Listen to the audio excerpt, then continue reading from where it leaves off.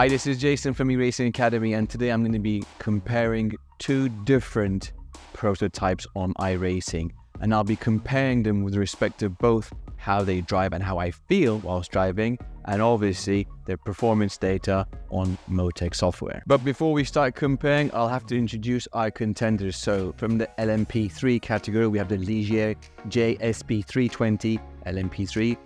Representing the LMP2 category, we have the Dallara P217, and obviously for the GTB category, we have the Porsche 963. So if we just do a deep dive into some technical values as well. So when I look at the sheet that iRacing has provided, I can see the LMP3 weighs about 950 kilos and has a 5.6 litre V8 that produces around 460 horsepower. Obviously, you know, carbon monocoque composites everything what a real racing car needs. The Dallara actually weighs lighter, it's 930 kilos and has a Gibson 4.2 V8 engine. I've done some research. They recommend, or basically the website says it produces around 600 horsepower. A little dubious, it doesn't feel like a 600 horsepower car on their track, but we'll get into that later. And obviously the Porsche 963 GTB, weighs a little heavier due to the hybrid system and some batteries. So it's 1120 kilos and produces, in combined with its electric power, 670 horsepower. So they're basically all different kinds of beasts. When you think about prototype cars, you basically think about speed and performance. And obviously to test these cars to the absolute limit to my abilities, I had to choose a track that would allow me to both, you know, put them through some tough obstacles with respect to braking, accelerating, and mainly high-speed cornering. And for that, I've chosen the Circuito Jerez. It's a nice testing track, I'd say.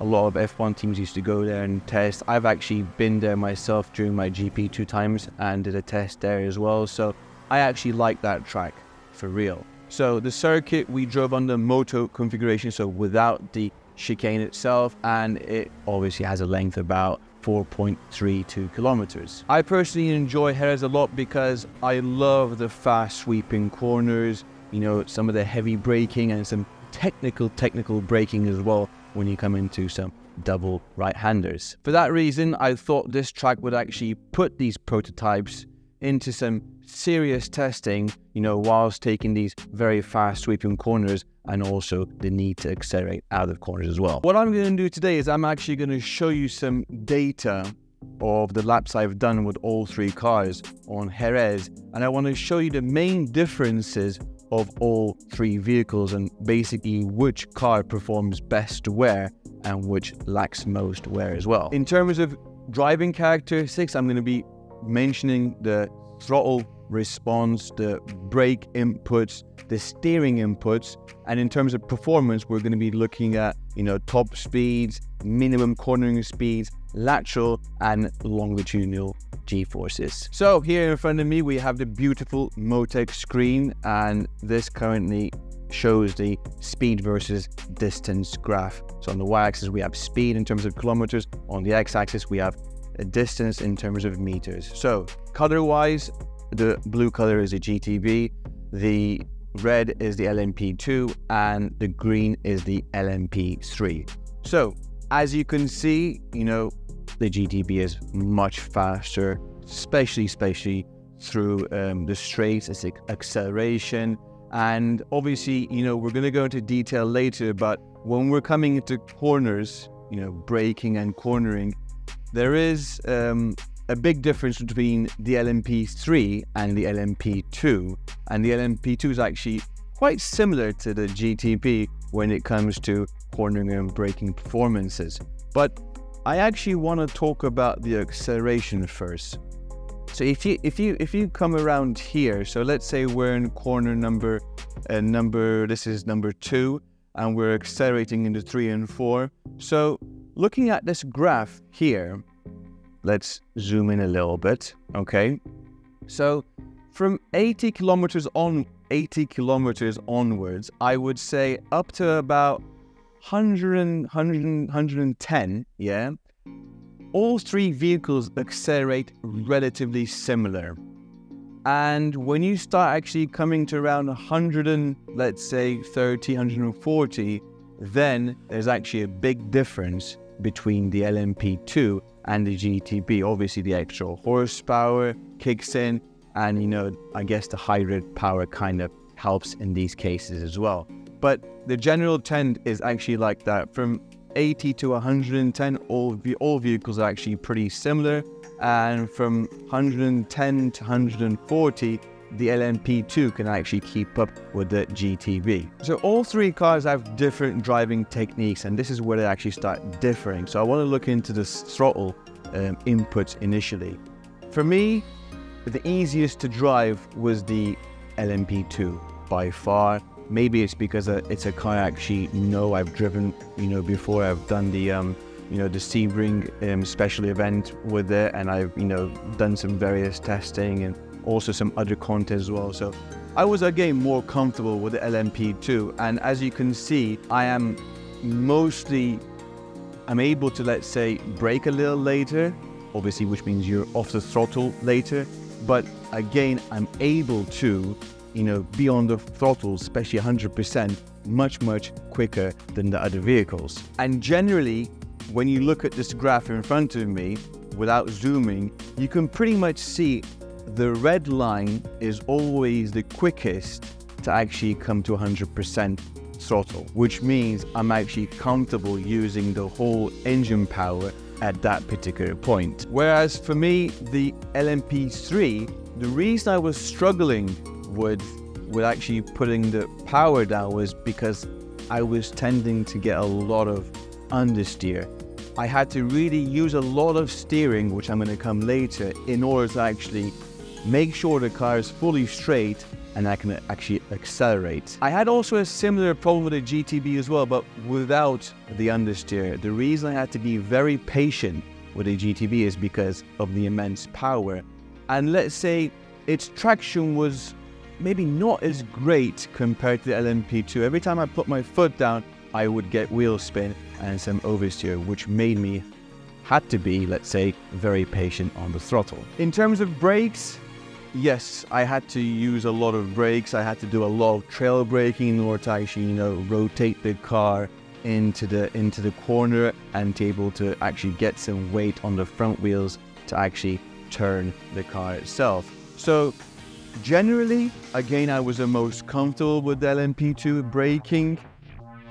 In terms of performance, for me, the GTB could brake better, but honestly, I personally was struggling to stop the GTB at times, and I was being a little inconsistent. And as you can see on the data, for the first corner, I'm pulling immense, a huge amount of brake percentage, but when it comes to other corners, I'm actually sometimes lacking. But, funny enough, the stopping power is there, but my feeding wasn't there, honestly, because I was being a little inconsistent. But when you think about, braking performance, the LMP3 does, lack, obviously, because of probably the amount of downforce it kind of has, less compared to the other cars. But generally, all three cars have very similar characteristics in terms of braking because of obviously how they're built. These are prototypes, they have downforce, they have minimal drag, and obviously they are lightweight. But just to clarify something, due to the amount of downforce the GTB has compared to the others, you can, and I was able to actually use more brake pressure, especially at, let's say, medium speed, speeds between, let's say, 140 and 220, 230. I was actually able to use more brake pressure compared to the LMP2 especially. Now what I actually want to show you that proves something I've been telling you on how I feel about the vehicles, and it's actually on data. I'm going to be showing you the steering traces, my steering angles throughout the lap. And if you have a general look, an overview, you can see the blue line and the green line have more steering angles. And I actually mentioned earlier that one of the reasons for the LMP3 car was the understeer I used to get, especially on power. And for the GTB car was actually the amount of power I had didn't allow me to put my foot down soon, so I had to make sure I turned in an extra bit more to have a very straight exit to get the best traction possible. And again, looking at this data, you know, if let's zoom into one section. So let's zoom into corner number 5 here.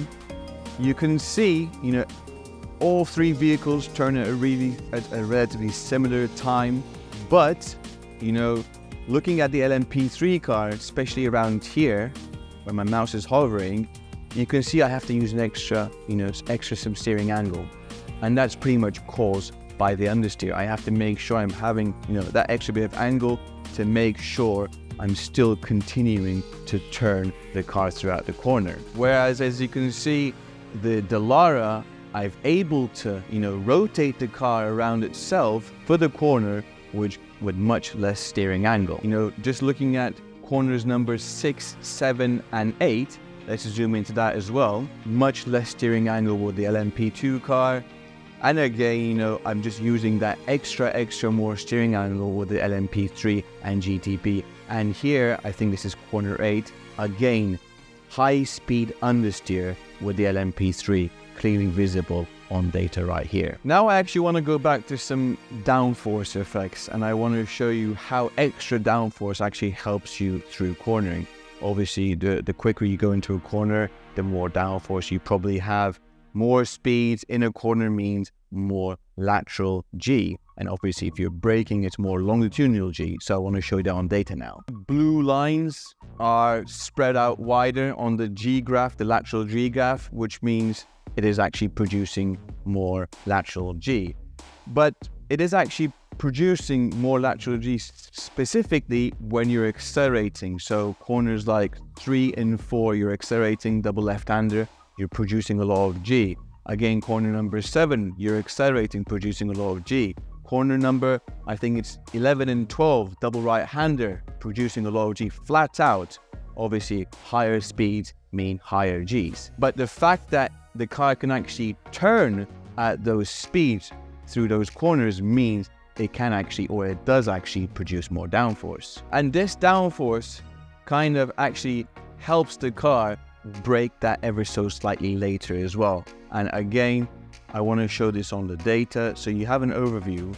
But funny enough, I did mention that I was not so comfortable with the GTB braking. And when you look at braking performances, the LMP2 car is actually pretty much very similar to the GTB when it comes to braking. And, you know, funny enough, the highest braking G I've seen on the track was coming into, or braking into, corner number 6, and that was actually by the Dallara itself. Just to clarify something, a vehicle doesn't have to stop and turn at the same power. There are, you know, vehicles that turn better, or they produce more lateral G than longitudinal G, or vice versa. This depends on the vehicle itself, the weight, the weight balance, you know, distribution, you know, its tire configuration. You know, some tires perform differently in different circumstances. So there's a lot of actually variables involved. But what I can say from this is that the GTB actually turns better than it stops. And the Dallara is probably more of an all-rounder race car. Yes, we talked about braking, now let's talk about accelerating. And you know, it's pretty obvious that the blue line again is higher.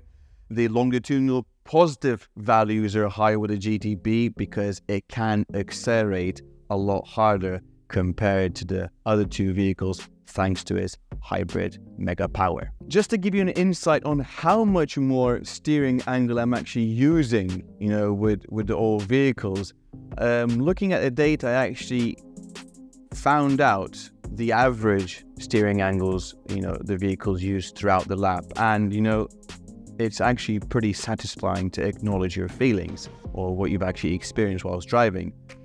I did say the GTB, you have to use the most steering angle, trying to get a straight exit. So on average, that was 8.11 degrees, steering angle degrees. The LMP3 was 6.69, 69 degrees. And the LMP2, the car that seems to rotate itself whilst turning, 5.63 degrees. So the GTB actually uses 44% more compared to the LMP2 car, and the LMP3 car uses 19% more steering compared to the LMP2 car on one lap. Of course, this all pretty much depends on the setup of the vehicle and the characteristics of the vehicle. I mean, I have to say that all three vehicles were driven at the same track conditions with the baseline iRacing setups.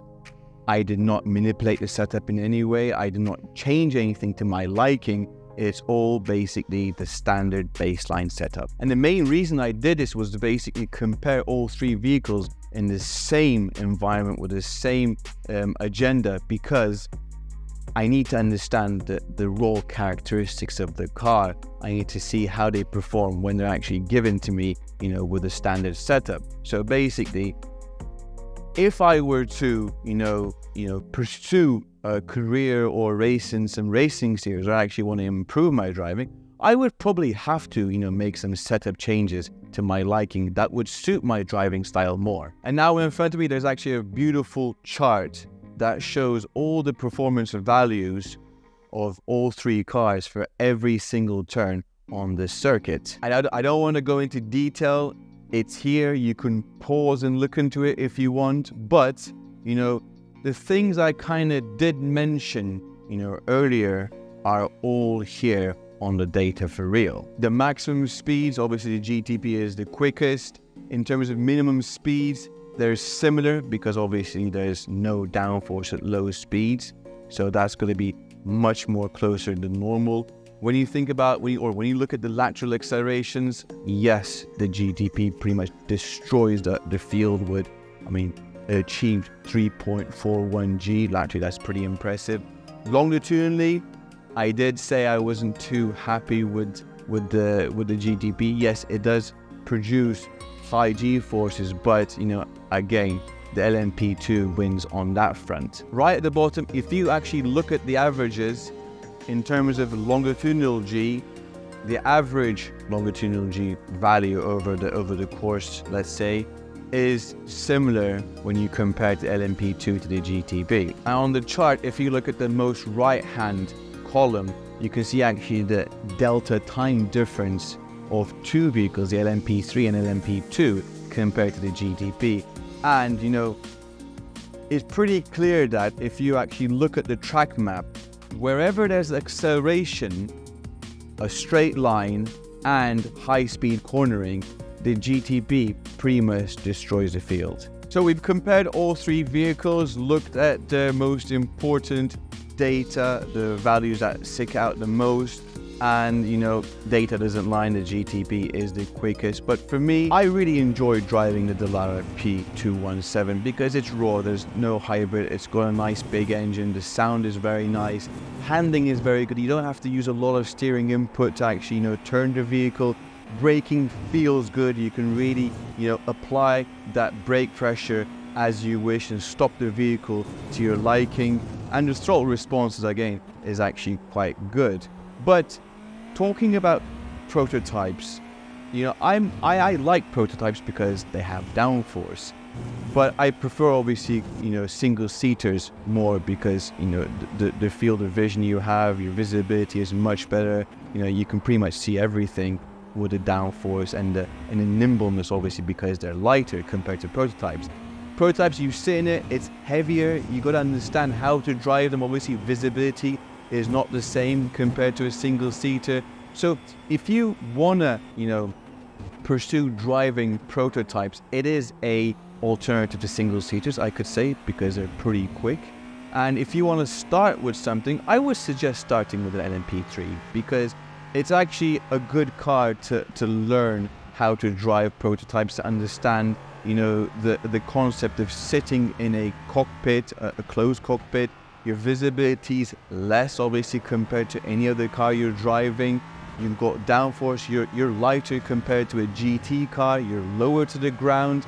And again, this particular vehicle, the LMP3, let's say the Ligier, kind of teaches you to be very, very patient with the throttle as well, and actually be very, very sensitive on the brake pedal as well. So for me, if I were to start off would a prototype, let's say series, or drive a particular prototype car, I would definitely recommend the LMP3. And for sure, saying that, I wouldn't recommend, you know, jumping straight into a GTP car, any of them based. There's a few in iRacing, because, you know, they're quick cars. A lot is happening, that you constantly have to change gears. The hybrid kicks in, you have to adjust, basically maintain, or, you know, kind of manage, you know, the electric power as well. It's a lot happening. The electronics is much more advanced compared to LMP2 as well. So if you're gonna, you know, get into the GTP category, it's serious business. Saying that, all three vehicles or categories have their own series on iRacing. You have single category, you have multi-category as well. You can race LMP3 cars by themselves or together with a GT4 category. LMP2 Dallara, you know, it's been in iRacing for a long time now. And, you know, we don't know if another one's going to come up, but again, I enjoy it very much. And for the GTP, if you want to race, you have to join the IMSA series, and you can pretty much choose any of the GTP cars. You have the Acura, you have the BMW, you have the Cadillac, or you have the Porsche. So yeah, try whichever one you want. In the past, we've actually produced some content, you know, showing Motec comparisons. If you want to have a look at them, we have a comparison of the both radicals, and we have comparison of all the GT4 cars as well. If you want to check those out, just basically go down to the links below. And in the future, if you want to see more comparisons with Motec, please do write them in the comments and we'll try our best. And that's it for us today. Hope you liked the video. If you have, please press that like button. If you have any comments, please do write them down in the comments below. If you haven't subscribed to us, please do subscribe. And I guess we will see you in our next video. Until then, take care. Bye-bye.